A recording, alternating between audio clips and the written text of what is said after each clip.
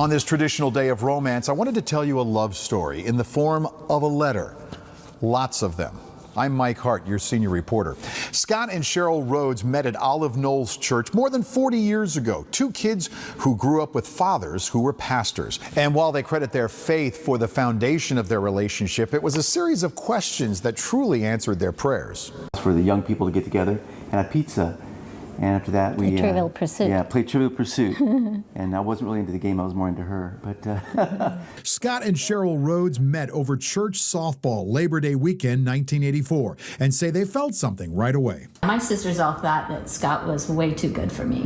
Oh yeah. But I knew she's the one. Trouble is, Scott was in the Navy, stationed at Moffett Field in the Bay Area. Cheryl's family was from Arizona, and she was going to school at Point Loma Nazarene in San Diego.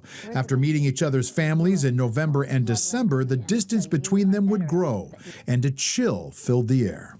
I was deployed with the Navy, January of '85 till July of '85. And where were you deployed to? Keflavik, Iceland. Yes, Iceland. He was part of an anti-submarine warfare unit, hunting subs between Iceland and the UK. And we had our first kiss outside my sister's house, and I remember he used a General MacArthur line on me. He said, "I'll be back." Famous last words by Tom Hanks in Castaway.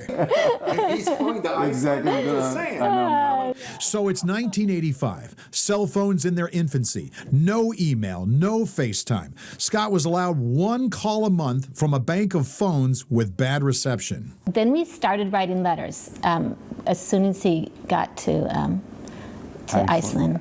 But it was a visit by Scott's father to Cheryl at Point Loma that laid the groundwork for something more. I really am drawn to your son. I really think that could be something there.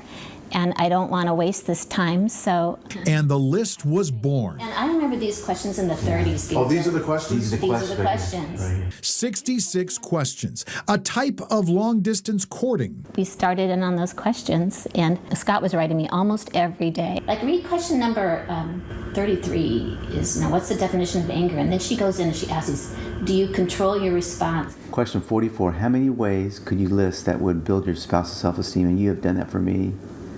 With words of affirmation, encouraging me. I want to see the answer to 36. You're laughing. Do you know what 36 No, what's is? 36? I have no idea. That's 36. Do you tend to nag or correct others around you? I read my answer for that, and I'd have to say I probably haven't lived up to my answers. I'm sure most people have not.